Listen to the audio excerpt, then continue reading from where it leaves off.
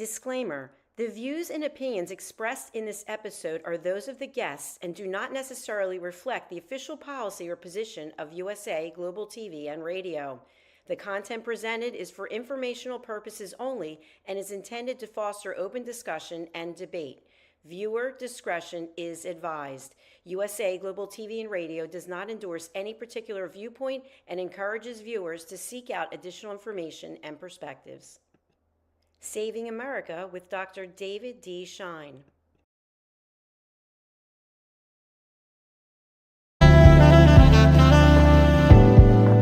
Welcome to USA Global TV and Radio, where our mission is to provide education, entertainment, hope, and inspiration. USA Global TV and Radio connects you with experts and audiences all around the world every single day to help you succeed in business and to live a richer life. Visit us at usaglobaltv.com to learn about career and life-changing training and mentoring programs like the Listening Mentor. Subscribe to our newsletter to stay informed about our special programs and offers. Discover how you can become a guest on one of our shows or a host or producer of a USA Global TV and Radio show of your very own. That's USA Global TV and Radio, where the doctor is always in.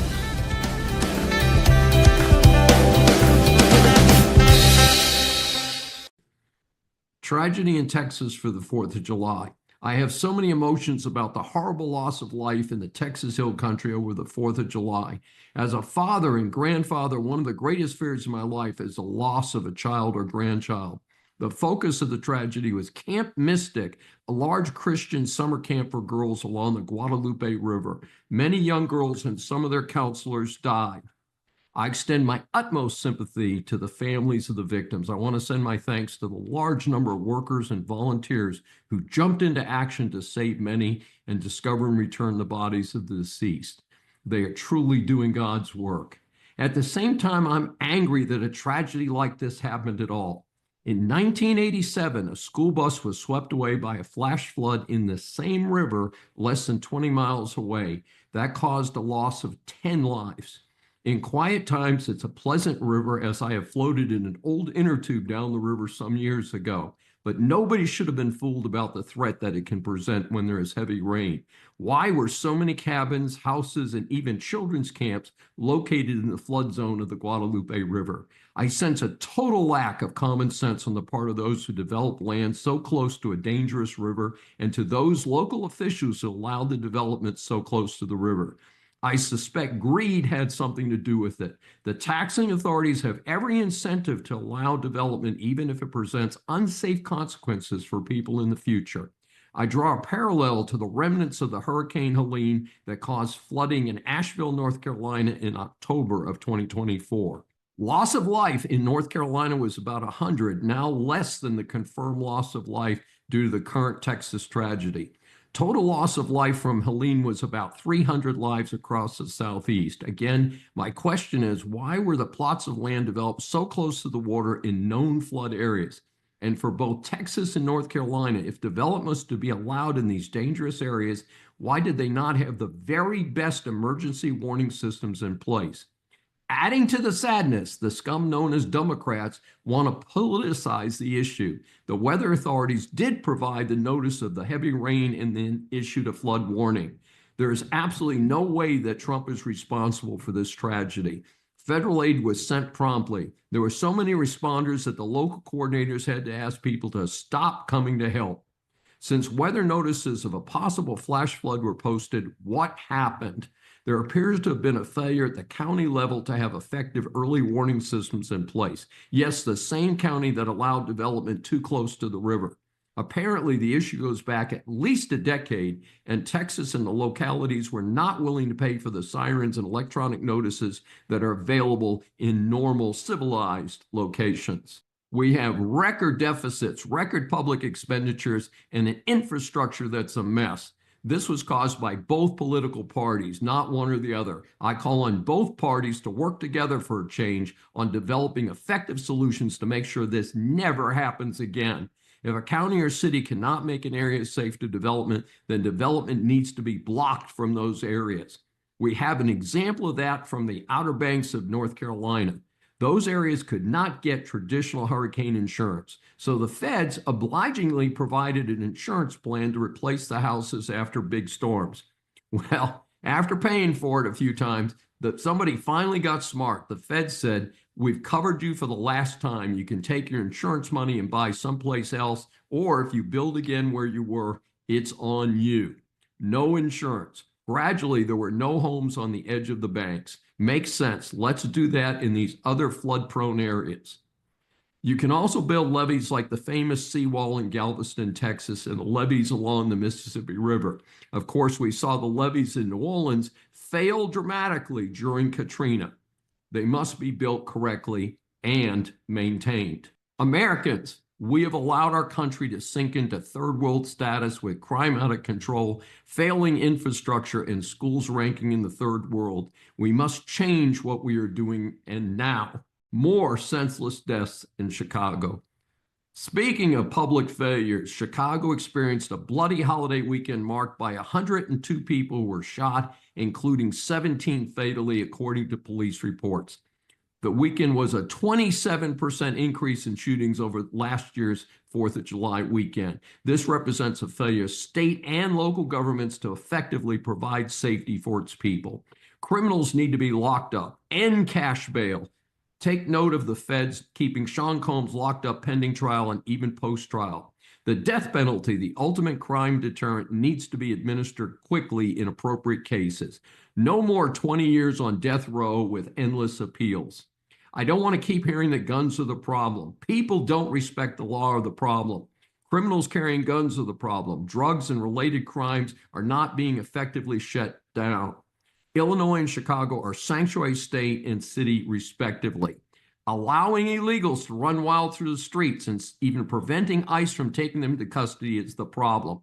As an educator, I also observe that those who are educated have more options in our society.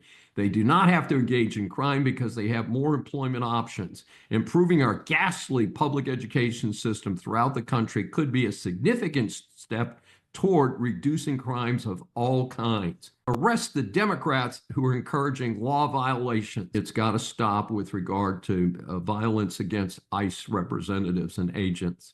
Effort at ceasefire in Gaza. Not sure it will make a difference, but Israel and Hamas are supposedly talking about a 60-day ceasefire.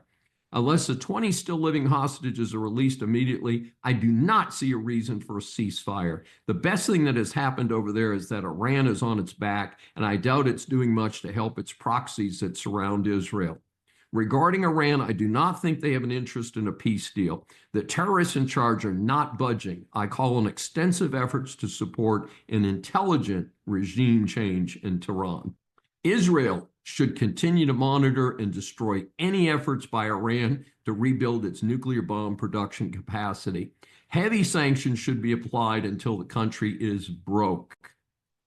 A promise not kept, the Ukraine invasion by Russia. While Trump's big bill has passed, that is only part of the struggle. The hard part is making it work. Many of the right are claiming that Trump has delivered many victories. Indeed, he's won some victories. However, there's a term called a Pyrrhic victory, or a win in a battle that is so costly that the winning side in the battle actually loses the war. If the narrow margins in the House and Senate are eliminated in 2026, Trump will be an early lame duck. 2028 is approaching quickly, and will the attempts to buy votes of the working class persuade them to support Trump's successor?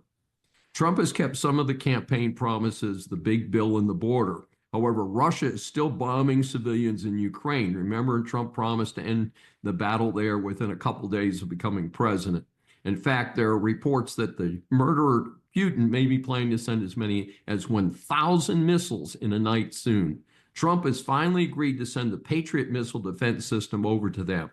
At this point, I'm not sure that system would work against 1,000 missiles being sent in just one evening. Ukraine's attempted offense may be a better strategy. I support the U.S. sending offensive weapons to Ukraine as well. It may be that the Russian population centers must be hit before there's enough civilian pain there to begin to pressure Putin. The United States and Colombia recalled their ambassadors. In what appears to be a big diplomatic step backwards for Trump, A brouhaha blew up between the president of Colombia and the United States. A rumor started that the U.S. was trying to get Colombian President Gustavo Petro out of office. My personal belief is that the rumor is simply not true. Colombia is a major trading partner of the United States. Microsoft to lay off around 9,000 workers. I was amazed when I read that Microsoft has over 200,000 people on its payroll. So the number of employees laid off is large, but less than 5% of their workforce worldwide. However, this may be the harbinger of things to come, as AI may be replacing certain computer and tech workers. Microsoft estimated that 20 to 30% of the company's code was being generated by AI, which pairs with the company's investment of billions into AI infrastructure. In my opinion, it is still too early to evaluate the impact on the numbers of employees in the workplace. Some are claiming that the jobs for college grads are being crushed. I'm not so sure about that, as other jobs may evolve after some short-term dislocations.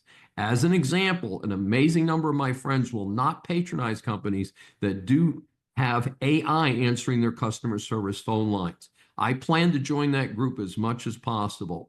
Computers do a lousy job of handling customer issues. Microsoft, joined layoffs by other tech companies such as Meta and Bumble. Amazon also may reduce staff due to the use of AI. I read a report that many Amazon warehouse jobs will now be done by robots. That is fine, but people still need to program and direct the robots. That may allow people with certain physical disabilities to direct the action of the robots. All rise. Here, as you know, this is part of our series of interviews for Saving America, and this establishes that the world is full of interesting people, and we welcome you here for your first appearance on Saving America. He is the CEO of Blue Ocean Global Technology and co-founder of Girl Power Talk. He is a CFA chart holder, a CFP professional, and a chartered alternative investment analyst.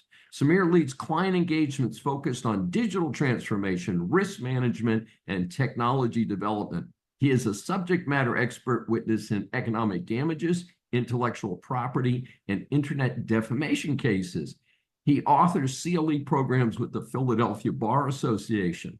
Samir is a frequent speaker at private industry and public sector conferences, including engagements with the Federal Home Loan Bank, Global Digital Marketing Summit, IBM, New York State Bar Association, U.S. Defense Leadership Forum, and the U.S. State Department's Foreign Service Institute. He serves on the board of directors of Future Business Leaders of America and Girl Power USA. He is a member of a number of professional associations. I met Samir recently at the annual meeting of the Academy of Legal Studies and Business, where we are both members. He is a graduate of Georgetown University and has held leadership roles at Bank of America, Morgan Stanley, and Scotiabank. He is also a CFA Institute 2022 Inspirational Leader Award recipient. Now, we had to edit down this list of his accomplishments or we would not have time for the interviews. I hope I can live up to I didn't know if you were talking about me, but it's one of those things where I'm incredibly grateful for the opportunity to share perspective here. David, one of the things that I really value, Dr. Schein, is cultivating relationships with people. And that's why I joined the Academy of Legal Studies and Business and how we became friends. And I think our commitment to education and empowering people to make the most informed decisions is definitively mutual, which is how we ended up here today. Not after, just meeting in DC, but also the memorable lunch we had at one of your favorite French restaurants in Houston going back a few weeks ago. And so, as you know, we asked 3 questions, and you and I talked briefly before we began recording today that our target is to inspire people to check into you and to say, hey, this is a pretty cool guy. Let's see what he's doing, and to pursue more, not to tell the entire story, or that would take 2 weeks. And we don't have that much bandwidth. I would say that, we'll try to remember that Abraham Lincoln aphorism of better to be thought a fool than to speak up and remove all doubt. So hopefully it's a memorable 15 minutes. But our first question is, many people hear the acronym CFA, but what does that mean and why is that significant? CFA is Chartered Financial Analyst. The Financial Times called it the gold standard in finance, and it's a designation that's earned from taking 3 examinations that cover a wide discipline within economics, accounting, finance, alternative investments. And I think there's roughly around 250,000 or so CFA charter holders in the world. I've been incredibly blessed to not just be a CFA charter holder for the last 12 or 13 years, but to have roles at CFA Institute in a volunteer and also a consulting capacity. I've spoken at probably 50 plus CFA member societies. There's about 180 throughout the world. I've delivered programs. I've hosted their talk show. I author regularly for CFA Institute on a range of subjects that, of course, are of mutual interest. And I've also had the pleasure of there's 3 levels of the CFA exam. The last level is level 3, and I've been a CFA exams grader I was a senior grader for about, I think, 10 years up until COVID, and then they moved it online. And people would say, wow, Samir, you must really be a closet nerd to be a grader of exams. And I said, well, that's definitely true. But actually grading the exams, David, was one of the best kept secrets at CFA Institute, because prior to COVID, they would fly in anywhere from 600 to 900 CFA charter holders from all over the world. And we would spend a week or 2 weeks together. And not only was that such an eclectic collection of beautiful, intelligent, and oftentimes I would say benevolent and altruistic people who wanted to give back to the profession, but they also did really fun things like rent out James Monroe's house for parties and get-togethers. And so that was a very special time in my life to be able to go down there and give back to the Institute. I think anytime you have designations and credentials, and you being so accomplished, and not just being a lawyer, but also a practitioner in-house with large organizations, as well as an academic and somebody that is driving the next generation of leaders in business and law. Anytime you have any designations, they're signals. So CFA is a really strong signal to the marketplace, to those that know about it, that this person has a stamp of understanding in valuation, in corporate finance, in accounting, in economics, and of course, in ethics. And many CFA charter holders, the vast majority of them, go into and have senior roles in portfolio management, business management, venture capital, private equity, real estate. And so it's certainly not just been an awesome designation that people comment on, and those who know about it say, wow, Samir, I had no idea you were a charter holder, and I saw that. But most importantly, like anything, it's about what you put in. And so I've put a piece of my heart, soul, and mind into the CFA community, and I've received a big multiple of that back to me in relationships, opportunities, and just authentic collaboration. Very, very impressive. Our second question is, how did you happen to start Blue Ocean Global Technology, and what type of services does that company provide? Yeah, so the joys of entrepreneurship. I always say I'm the chief dishwasher and last one to get paid, first one to fix all the problems. But entrepreneurship is many ways like jumping in the Pacific Ocean, trying to swim across. And I founded a wealth management company, Registered Investment Advisor, and I didn't want to be held back by technology resources. So I did a global search looking for people of character, and I interviewed 100, 150 small businesses in digital marketing, in technology development, looking for some that I could hire for myself to launch our company, as well as for clients and friends. And I came across a couple really good ones, and I formed partnerships with them. I became a client. I referred clients. And I said, wait a minute, I've spent a year and a half, much of that time in the emerging markets, finding some really good partners. I should probably share those resources. And that is the impetus for how Blue Ocean Global Technology was created. And over the last 12 or so years, we've evolved. Of course, we specialize, David, in building, monitoring, repairing digital reputations. So how do you take the trust, goodwill, relationship capital you have offline for your business, yourself, and how do you represent that with authenticity on the internet? So when somebody is referred to Samir and they go and Google him and they read about him and they say, wow, this is somebody I really connect with. And so online reputation management, custom technology development is a core focus. Additionally, we've evolved where a law firm, Nixon Peabody, said to us about 8 years ago, they said, Samir, you've done really good work for our firm. We'd like you to be an expert witness in one of our cases. I'm like, what's an expert witness and why would I want to do that? And so since then, we've built a niche practice within Blue Ocean Global Technology where we are hired to address and quantify damages on court cases related to business disputes, of course, economic damages, disgorgement, intellectual property, copyright, trademark, social media, internet defamation, digital marketing, source code. So there's a wide range because, you can say that we have expertise in different areas. So we're called in by some of the largest law firms in the world, including, some in the top 5, of course, by size and revenue, but many boutiques. And we're called in to craft expert reports, to provide litigation consulting services and advise attorneys on how they should proceed. And many times, as they say in my NDAs, to basically do their work and then be able to take on more cases. And that's been a product of the way that we've provided value. And so I think that's not only been a really important source of growth for us, but it's been an opportunity to learn. And just about every expert witness client that we take on, either the client or the law firm or both, ends up working with us in several capacities. And more recently, David, we have moved into federal contracting. We're approved on the SAM platform. We're working on joining the GSA schedule. Blue Ocean Global Technology recently became an 8A certified business, minority-owned business. And so we're working in the federal contracting space as well. Sounds like a lot of fun. And as you know, I'm parallel to you, an expert witness.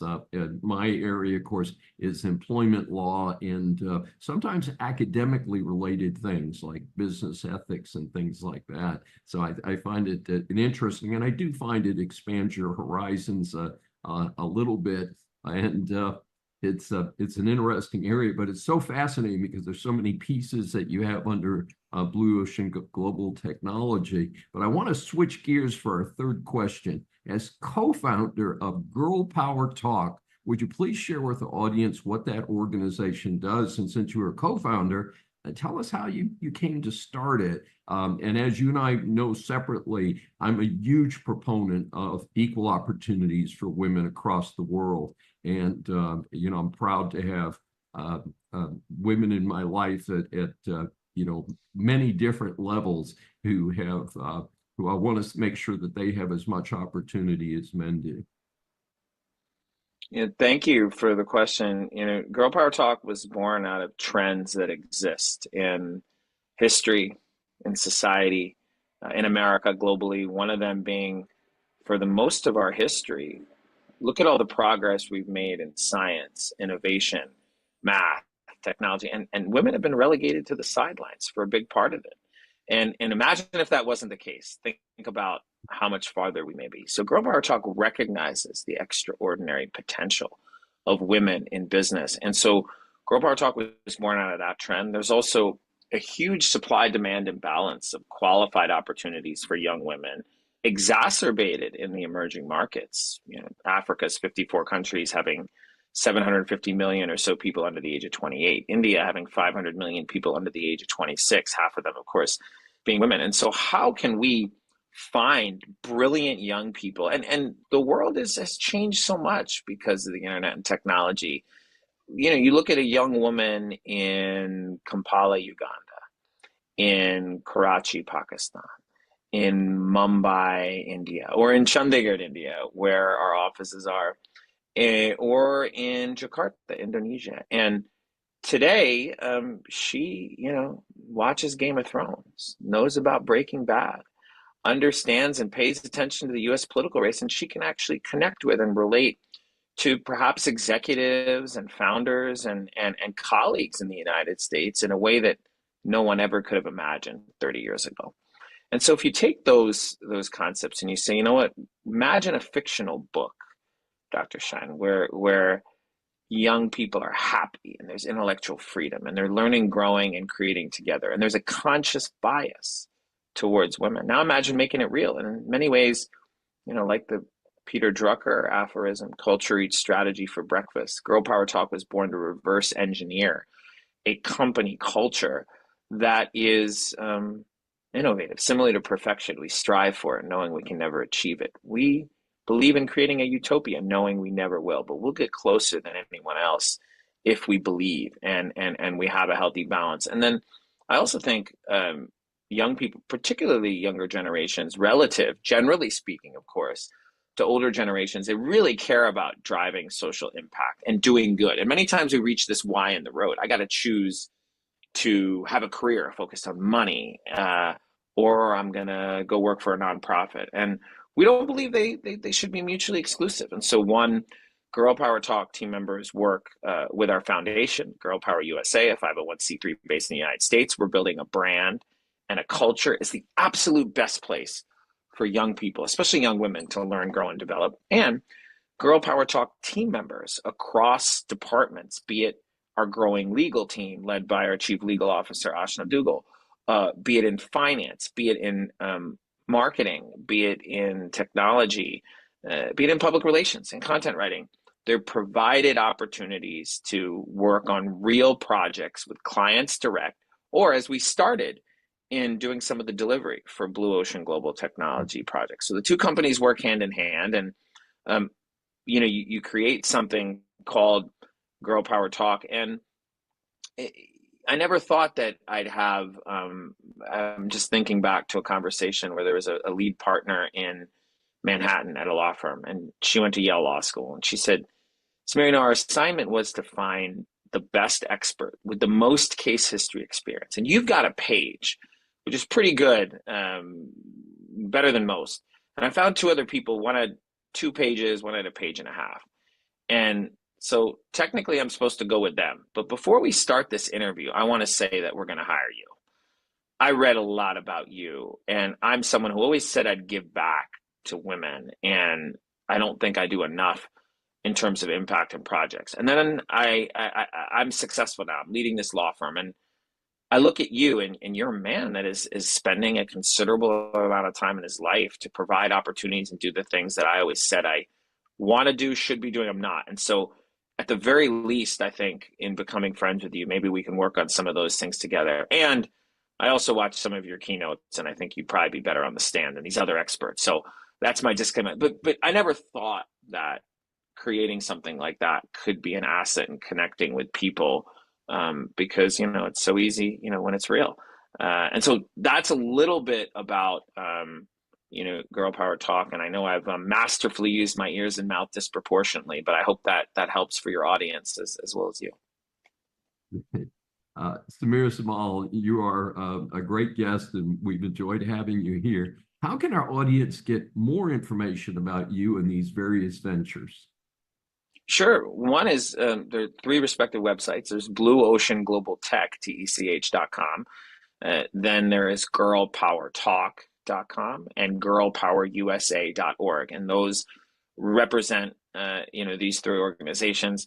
You can also reach me. One of my email addresses is ssomal@blueoceanglobaltech.com. Just because you're a friend of mine, Dr. Schein, my mobile phone is 202-276-7589.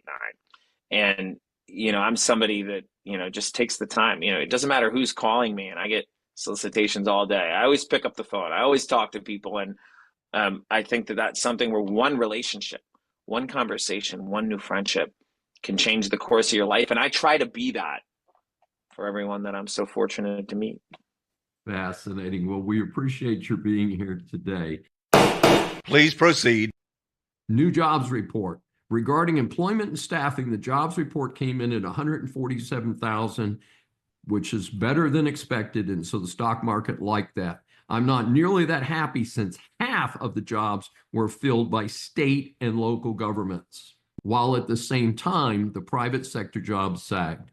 We cannot continue with the high taxes for Americans and poor performance at all levels of government, not just the feds. These public operations seem to be padding more and more slots in the public sector, and this has to stop now. There was an odd victory for Trump when CBS's parent company, Paramount, announced a $16 million settlement regarding Trump's claim that CBS illegally influenced the 2024 election by editing the Kamala Harris interview to make her look better or more coherent than she is. Paramount will pay $16 million upfront to cover Trump's legal expenses and donate to his future presidential library. In turn, Paramount also agreed to release a full written transcript of future 60-minute interviews with new and upcoming presidential candidates. I thought that was pretty interesting. In this case, there was no debate because an unedited transcript of the Harris interview released by the Federal Communications Commission in February confirmed that CBS edited the interview to make her look a lot better than her real answers. Man sucked into a jet engine in Milan. Thanks to iHeartRadio's newsletter for this report. 35-year-old man died after being sucked into a jet engine at Milan's airport on July 8th. Somehow this sorry guy found his way from his car onto the field where the big Airbus had an engine that pulled him in. Authorities do not know if he was trying to commit suicide or was trying to board the moving jetliner. How does the defendant plead? Staten Island prosecutors busted employees of the New York DMV for working with a driving school to rig qualifying exams for illegals. Many could not speak English at all. The timing of this report is fascinating because a short time prior to the release of this story, U.S. Department of Transportation Secretary Sean Duffy announced that to have a commercial driver's license in the United States, that's a CDL, drivers will have to demonstrate English proficiency. The U.S. DOT is going to conduct a state-by-state audit of the CDL issuing practices of various states. This hot air story references many accidents involving unqualified 18-wheeler drivers who are also here in the U.S. illegally. Thank you, Biden-Harris administration. Please raise your right hand. As we grow up, a common reference for success or failure is the letter grade. Whether we're in grammar school or college, we all want an A grade and certainly regard an F as a big failure. Here at Saving America, we scan the news for reports of celebrities, politicians, or others who just end up in the public eye. So the A grades are awarded to people and organizations for great service to their communities, and the F grades, of course, are unfortunately more common, are awarded to those who need to do a lot better. The badge of dishonor today belongs to the mislabeled Southern Poverty Law Center, SPLC. This group's mission today has nothing to do with helping impoverished people and everything to do with promoting a wacko far-left agenda. Interestingly, I supported the early work of this organization when it was fighting the last round of hooded miscreants of the KKK located in the Democrat-controlled South.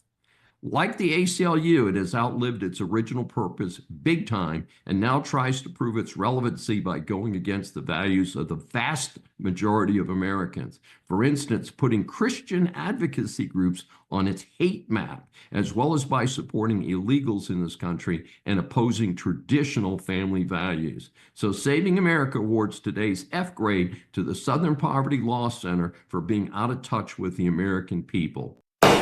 Motion denied. Business students, business persons, or consumers, business law impacts much of what you do. This segment is designed to help you get past the headlines on key stories. In this series, we usually report on final decisions of a court. However, this particular high-profile case involved a discovery dispute right up front. X Corp, formerly known as Twitter, filed a lawsuit in a Texas federal district court against Media Matters and others, claiming that Media Matters interfered and disparaged X Corporation's business. Media Matters is a nonprofit that claims to be a watchdog against conservative misinformation, according to its website.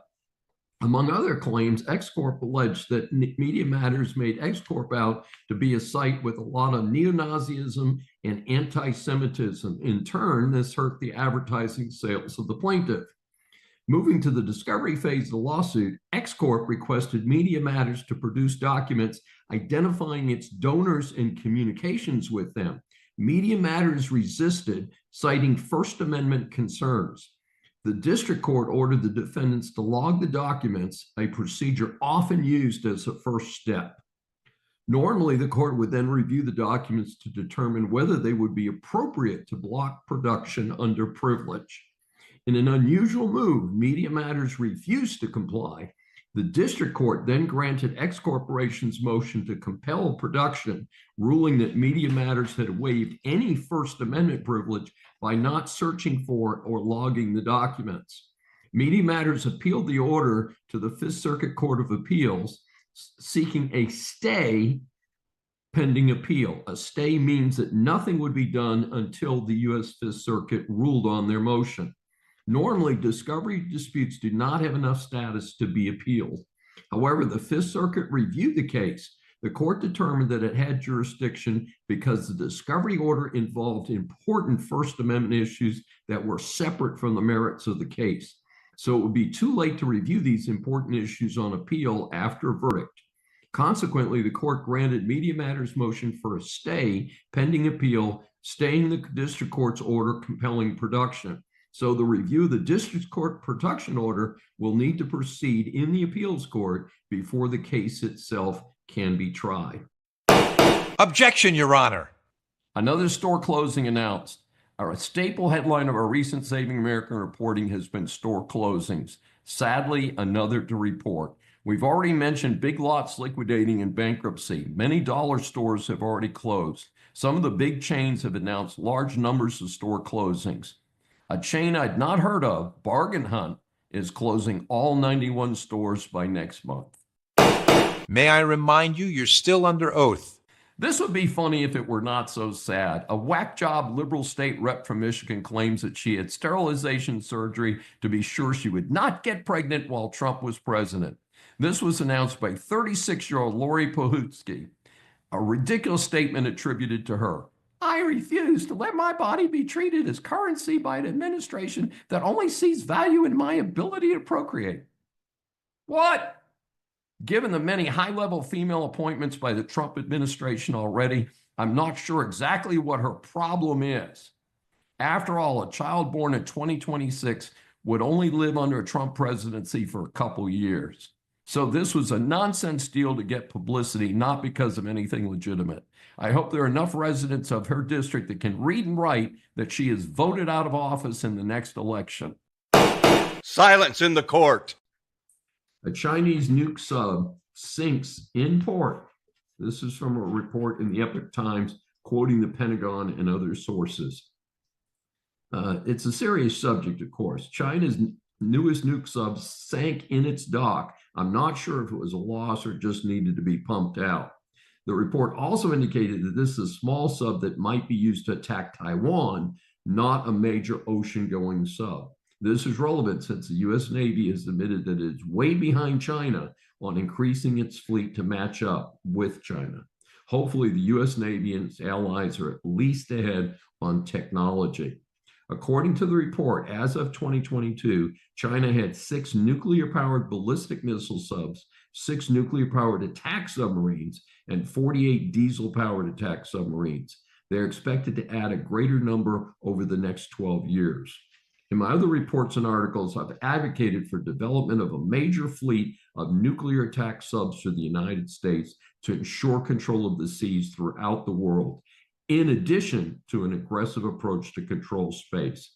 To do so, we must continue advanced research, implement the death penalty for anyone spying on the development of these technologies, and of course, we need to provide appropriate funding. I have proposed that much of the federal government budget is wasted, and that includes the military. We need to have a lean, highly technologically advanced military. Nuke subs and military control of space are at the very top of that list. I'll allow it. Former Kentucky Attorney General warns about threats to business from woke corporations. As we watch the mass migration of businesses from California and the Northeast, I believe that business leaders are paying attention to each state's approach to business. Remember, it is not just the business itself, it's their employees, vendors, and investors. Another reminder comes from former Kentucky Attorney General Daniel Cameron. He recently spoke with the Daily Signal, where he expressed concern that many publicly traded companies are no longer focusing on return on investments to shareholders. He is quoted, "We don't need companies built on diversity, equity, inclusion. We need companies built on excellence, merit, and intelligence." Hey, sounds like good advice to me. Order in the court. Our series of interviews for Saving America establishes that the world is full of interesting people. Saving America welcomes Dr. Danielle Lord.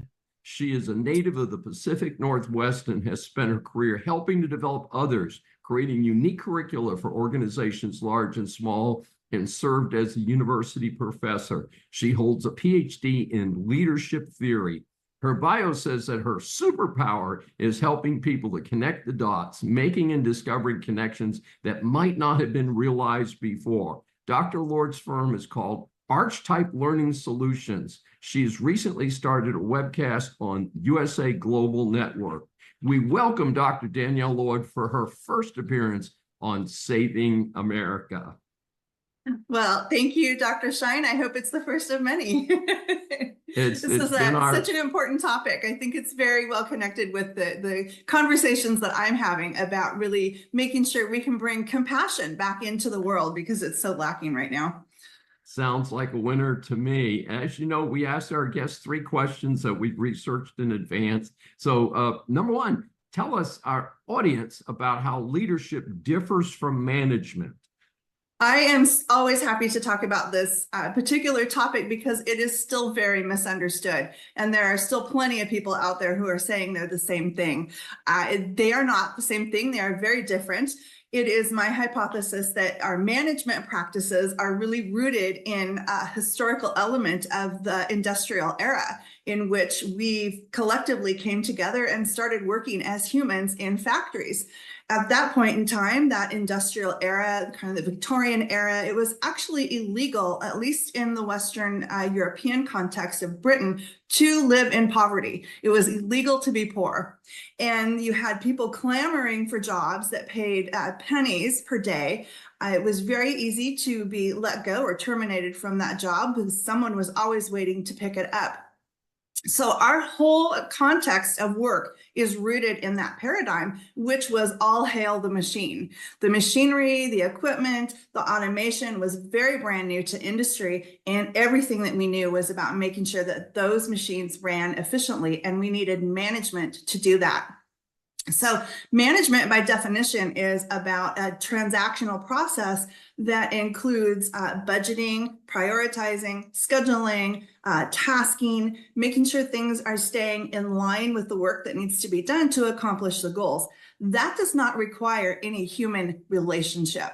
And that's where leadership becomes so important, and how leadership is different from management. It's making sure that those things are happening through an influence-based positive relationship in which the leadership and the team members are working together towards those goals. That's my definition. Fascinating. What can our audience learn from your latest book? Tell us a little bit about that. So thank you. I just published my latest book. It's called Engaging Your Employees. We are facing an engagement deficit in this country, and I would probably say worldwide. Engagement scores are, of course, what we call employee engagement is what is defined by Gallup as the discretionary effort that our employees or our team members, as I like to call them, put forth in the organization. For 30 years, we've been telling people that your voice matters. And for 30 years, I haven't sat across the table with executives for 30 years, but basically the time that I have spent, about half of that, around the same tables with executives, listening to their conversations, has told me that the voice doesn't matter, the voice of the employee. And from my hypothesis is that if we want to lead through a relationship, influence-based relationship, we have to have a personal relationship of presence, vulnerability, and authenticity with the people that we are leading. So my book outlines 12 heart-centered strategies that are 11 of them are completely free. It just requires you to have some vulnerability and some presence and engage with people in an entirely different level. The very same things that our employees or our team members are asking for. So that's my latest book. You can get the book. It's available on Amazon, and in the back there are 12 or 13 QR codes, and you can scan those QR codes and download a variety of tools to help you implement those heartfelt strategies. Fascinating. And our third question is, what's the best advice you can give to a business student or early career executive about achieving success? Because we talk about, if you want to be successful, you need to be more than a manager. You have to be a leader. So where does that come in, and how would you talk to your younger self or to someone that you know?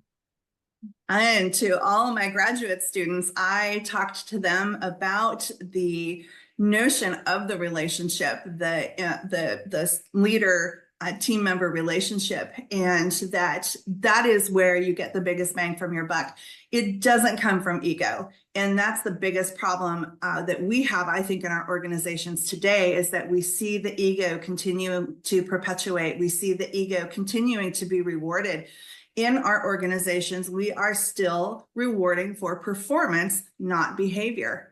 And there was a fascinating study, and it grew legs and walked off. I can't find my original copy, but it was from 1989 from Dr. Fred Luthans, who said that most as successful, as he defined them, so for those listening, I just used air quotes around successful, but our successful leaders are promoted based on the notion that they have made somebody else look good. And that was either through securing a large contract, bringing in a large amount of money, whatever that looked like was not necessarily always in the best interest of the team members or the people who make up the organization. So I always tell leaders, aspiring leaders in business, make sure that there's no trail of dead bodies behind you as you ascend into leadership roles. It is not about stepping on people. It is about lifting them up to make the organization a much better place.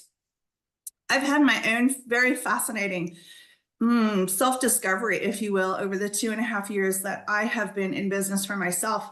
And I taught the innovation course. I was the lead faculty at the graduate school where I was at. And the MBA students were required to take a course on innovation. And part of that course was this idea of getting our business leaders to understand that innovation, creativity only comes when the mind is completely free of stress, the mind and the body, because it's an interconnected thing, right? The mind and the body have to be completely free of stress in order to be creative and innovative. And we're not free of stress when we have leaders that are micromanaging us, when we have leaders that are promoting toxic behavior, when we have leaders that are chastising everything that we do.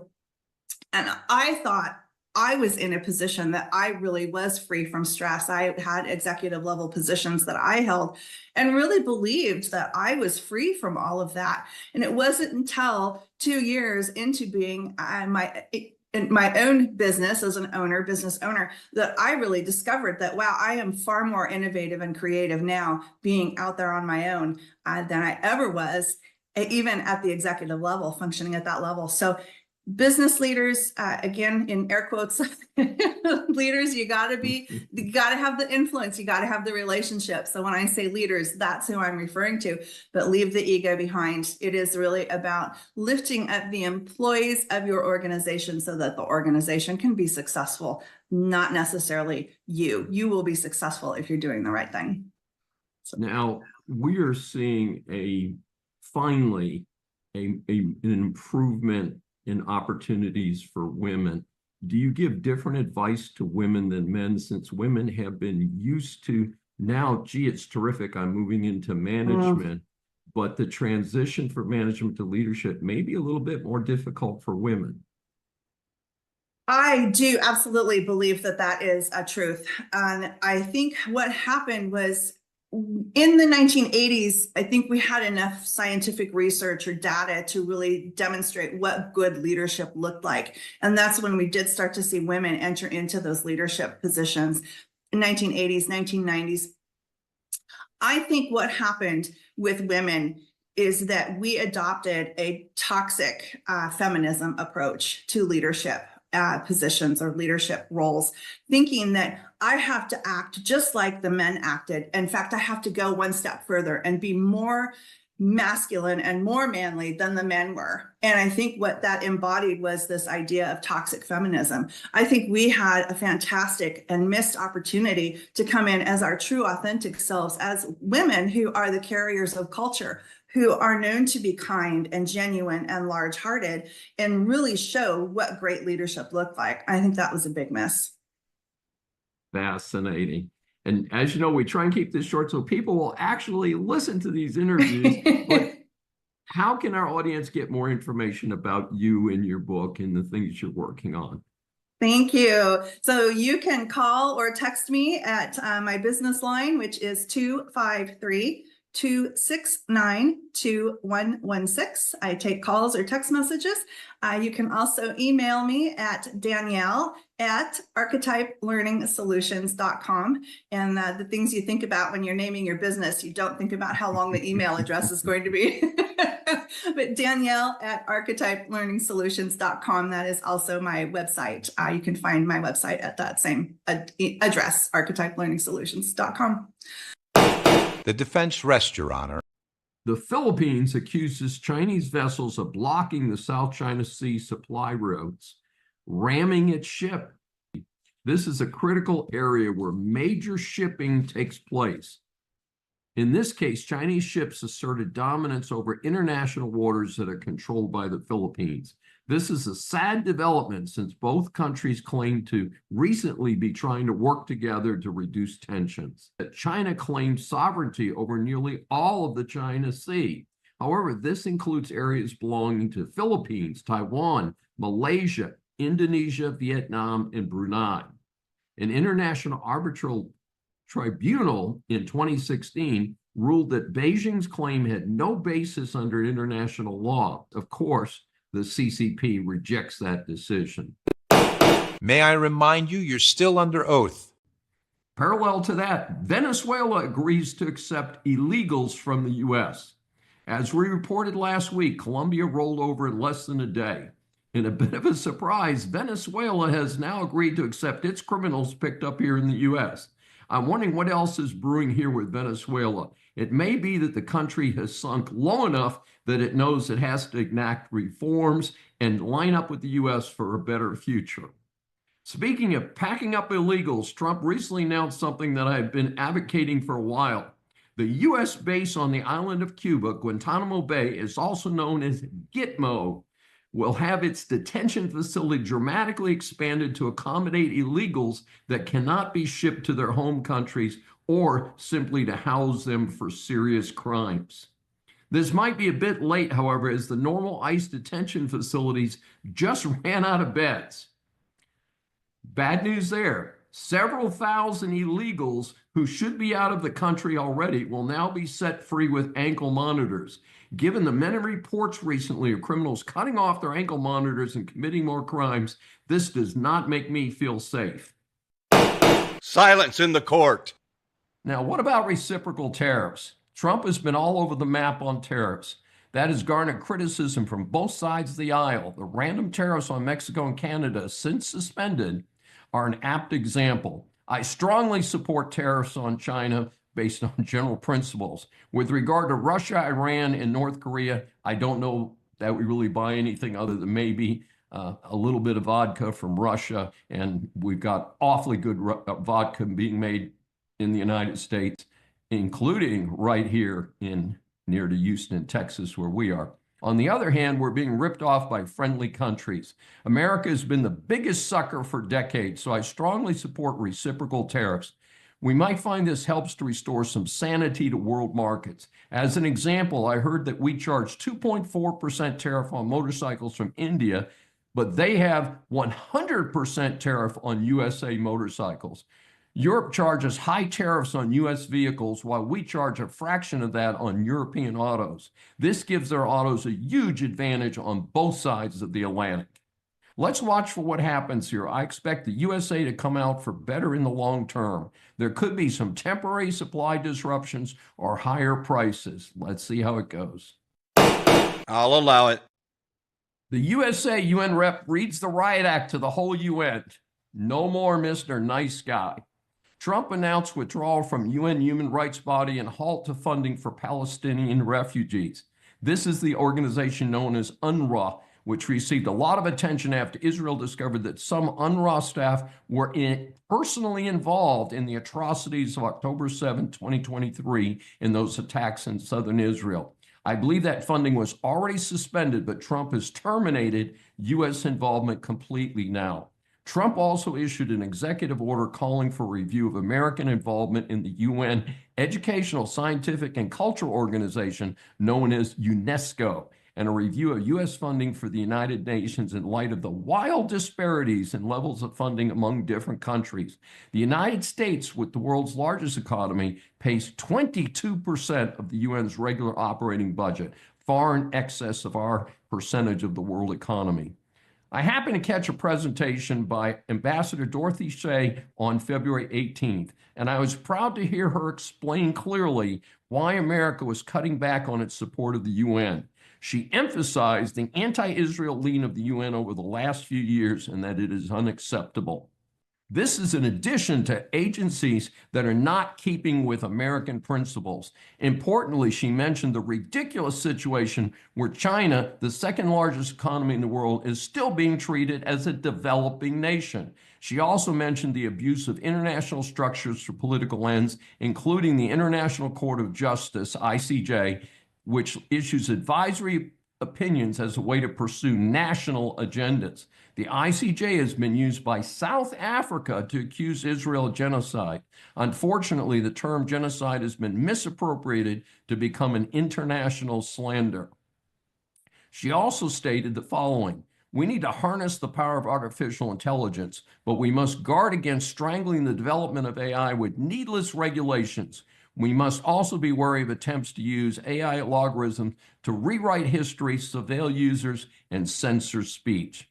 This is how America presents itself on the world stage now, and this makes a lot of sense to yours truly. Order in the court. $59 million of FEMA money was sent to house illegals in New York City.